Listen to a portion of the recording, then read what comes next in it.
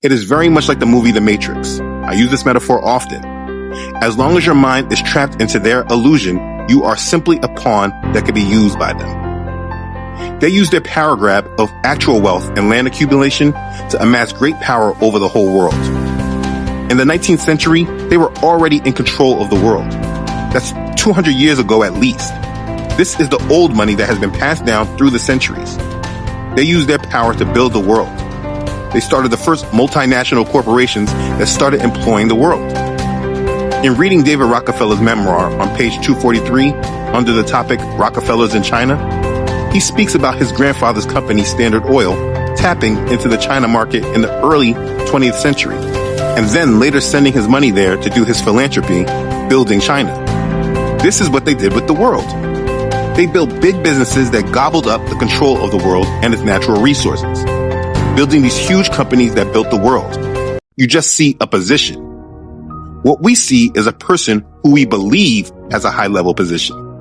We see them reading speeches, giving prepared remarks, all behind a teleprompter. You think the press conferences are real? That they're answering questions that they're not already prepared to answer? No. I'll take your questions, and as usual, folks, they gave me a list of the people I'm going to call on. They know the questions that are going to be asked before they're asked. You think these leaders are in control, but they're not. They're not actually in control. It's an illusion.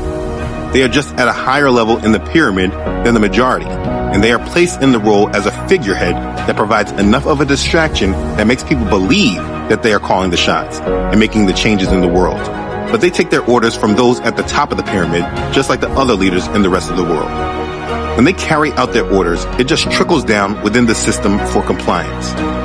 If you think the President of the United States is the most powerful person in the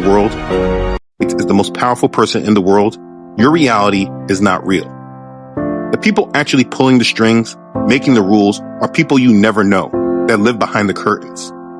Very much like a producer of a news program or a television show. You know the actors, you know the news anchors, but you do not know who it is that's speaking to them in their earpiece, guiding what they want them to say or who to go to next. What to say, when to cut the feed. The people you are watching are not in control. They are script readers. Catalina Marchant-Debreu is here in studio again this evening. Catalina, you're taking us back to the US election campaign. Kamala Harris is being accused of wearing an earpiece during that highly anticipated debate. Tell us more. That's actually one of the many wild conspiracy theories to come out from Tuesday night's televised debate between Kamala Harris and Donald Trump. These are rumors mainly promoted by prominent far